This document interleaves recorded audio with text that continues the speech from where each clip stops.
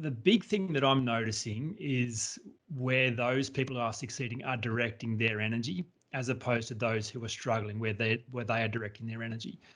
I always say that energy is our most useful resource. It is our most special gift.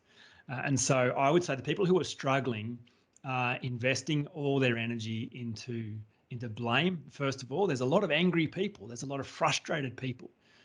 We're in the hands of our leaders who are making decisions on our behalf, and we're at their mercy. So there's a lot of stuff that's impacting us all. And the interesting thing is we don't really have any control over it.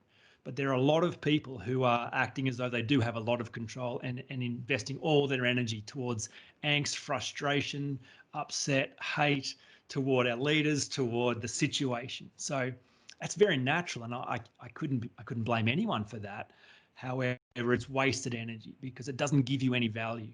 In fact, it spirals you out of control.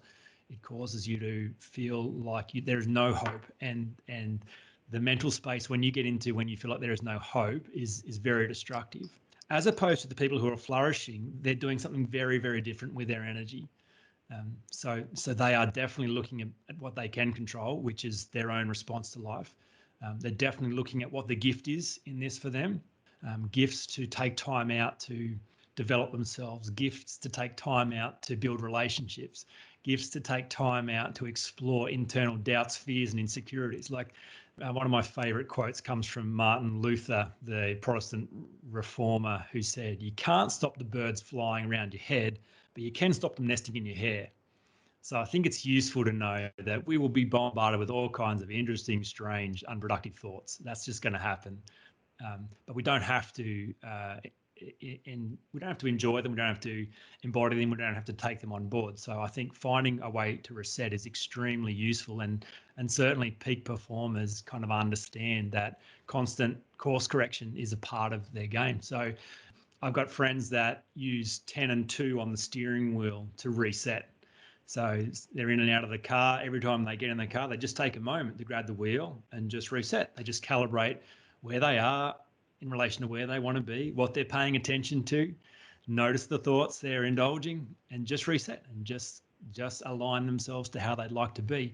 So I think the big thing is just noticing that the state that you're in is not something that happens to you.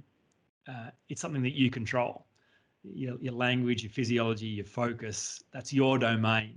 So just paying attention to that stuff, noticing music, clothes, smell, food, all dramatically impact the state that you're in. So you have an opportunity to reset state as many times throughout the day as you like. And again, peak performers, they're not necessarily the smartest, strongest, most talented, but they are always killer at state management. That's something they never leave to chance.